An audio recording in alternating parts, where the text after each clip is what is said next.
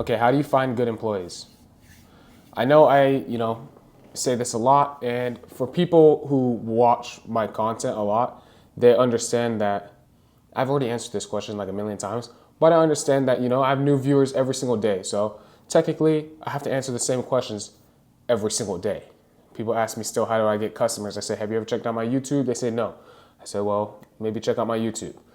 But I'll tell you guys this. If you guys want to get actual employees that are good, I know a lot of people are going to preach like, oh, go on.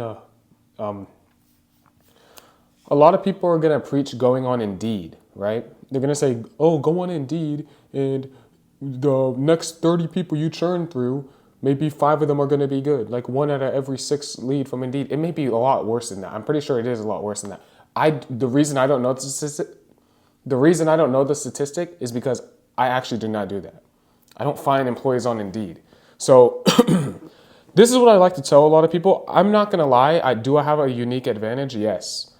Why? It's probably Instagram, YouTube, all this.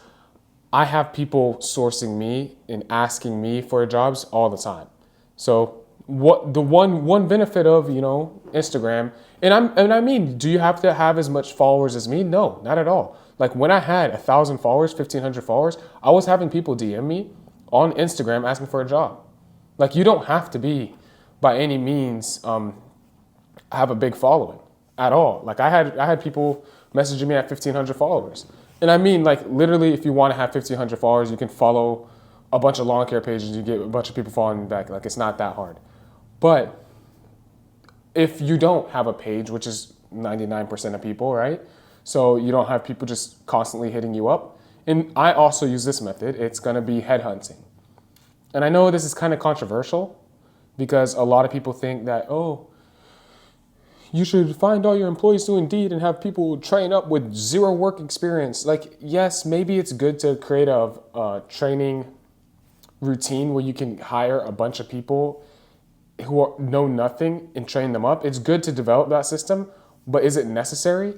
No, not at all. Like, if you want to move fast, you do not train people for positions. Like, yes, when people say, oh, I hired this guy, he says he knows what he's doing, but he's doing this, this, and this wrong. That's just because you never told him what to do and how you actually operate and your standards. So obviously everyone's going to do something a little bit different, but this is what you need to do. As soon as you do when I say headhunt, this is going to another lawn care company. I don't like doing this with small companies. I like doing this with big companies because what you don't understand is there's a lot of big companies like Brightview, all these, hundreds of millions and billion-dollar companies, which they have a lot of guys who have done lawn care for 20, 30 years who are still just like a base employee. They they have 30 years of experience in the lawn care industry. You may have 1. And if you hire him and tell him, hey, look, you're going to build this with me. I want you in the ground working with me. I'm going to make you the operations manager. This is what we're going to do. You start hyping him up, start telling him and put him into your dream instead of just treating him like, a rat. It gets people to stay a lot longer.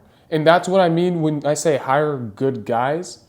It's not, there's not just people in the world who are just, oh, any job they do, they're going to be perfect at it.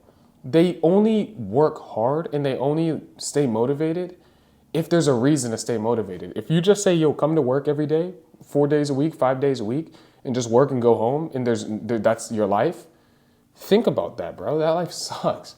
If you give them an opportunity, you say, hey, look, I want you to come build this thing with me. The bigger we build this, the more you're going to make as well. Why? Because you're going to be the operations manager and you're going to scale with me. I want you on my inner team. The thing is, when the hardest people to build is your inner team, your core team. After that, you can hire randoms. Like people are just going to be calling you in a little bit. But the very core team, like the very beginning, that's the hardest time to hire people. So instead of hiring randoms, you hire people who are going to be on your core team and treat them like core team. Bam, you never have to worry about finding bad employees because I've never hired anyone who I would consider bad. Like literally, I've never hired a bad employee. Does everyone still work with me now that I've ever hired? No.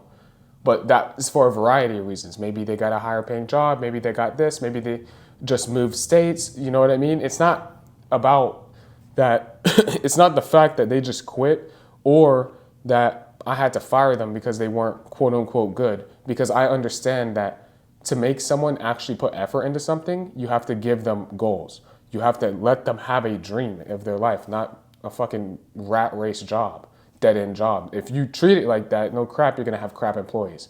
That's on you.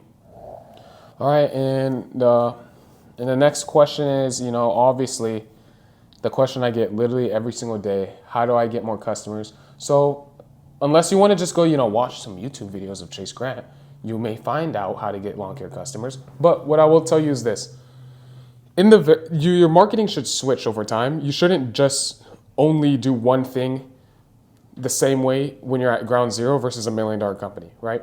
So if you are at ground zero, a lot of things you're going to do are boots on the ground. You're going to be doing door hangers. You're going to be doing you may be doing door knocking. I know a lot of people don't like doing it. That's why I always say maybe. You may be doing door knocking. You're going to be posting on social media for free, right? Later down the road, you're probably not going to be doing door hangers. You're probably not going to be door knocking. You're probably not going to be posting on social media as much because it doesn't bring as much return as you can just pay money to run ads or use your connections and use leverage to build an affiliate network. Like, that's what I would say doing when you're bigger. I don't think it's worth it to do anything other than build a network, because you never have to advertise again. You never have to pay for leads again. All leads are free, and you can refer your customers to get anything done. But in the very beginning, if you just want to get your name out there, I would say door hangers and yard signs are probably going to be the best way to actually get your name into the market, instead of like sitting there and expecting Google ads to be kicking out of nowhere from a random company. So if you really want to start pushing forward and you are doing less than 100 grand a year, all you should be doing is passing out door hangers and yard signs. That's pretty much it. And check this out. I see a lot of people doing this. A lot of people, have their truck with just like a car magnet. Look, bro, don't do that. Like, literally don't do that. You guys act like you guys are going to be in the beginning stages forever. The only reason you guys are going to be there forever is because you guys aren't doing what you have to do, right? So you guys are going into you guys have your trucks, you have your car magnet, and you have your trailer. And the reason you say, I don't want a ramp rack, is because, oh, this is my personal truck as well.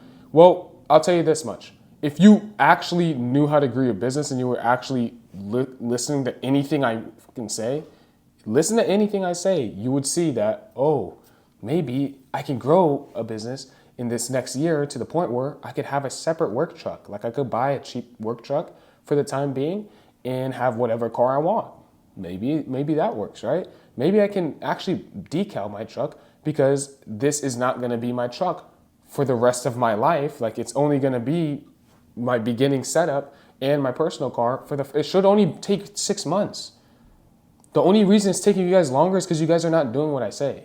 Like, literally pass out door hangers and yard signs. When I say door hangers and yard signs, pass out 500 door hangers a week, 25 yard signs a week, till you are out of that truck, like till you have a new car. Like, it's not that hard. It's just repetitive. That's it. Like, okay, obviously, when you're talking about scaling and building systems and all this, now it's a little bit more complex. But a lot of you guys are in the beginning stages where it's like you guys are solo. You guys are just like, oh, how do I get customers? Bro, like, literally just pass out door hangers and yard signs. That's it. When you go forward and you want to get a guy, get the next route, know how to make the routes efficient, know what's the best ideal location, how to organize the location, how to organize workflows, leadership, that's a little bit more difficult. Now you're running a team. Running a team is a completely different thing than just mowing yards. Like, if you're just mowing yards and you are like puzzled on how to grow your business, it's because you've either, one, never listened to anything I've ever said, or never implemented anything I ever said, or you're just procrastinating. That's pretty much it. Because if you listen right now, if you're listening to this, you pass out 500 door hangers a week, pass out 25 yard signs a week, bam, in a year, you're up. You will have an employee in a year, almost guaranteed, if you do that for an entire year. But 99% of you guys won't do that, and then you guys will come to me in 6 months saying, Chase, how do I get more customers? But that's just the cycle, and I mean, I guess there's some people who are supposed to come up, some people who aren't, and I would rather be one of the people who come up. So, I mean, I'm already there, but I want to see more and more of you guys up here with me. There are a lot of people who watch me that are killing it, but I need a lot. Like when I mean a lot, I mean I need 60% of you guys killing it. Like this is not that hard. This is like one of the easiest method things, and a lot of people won't do it because you're working outside. So people think there's so much competition, and I just feel like there's less and less competition every year. But I mean, I guess there's perspectives to it, right?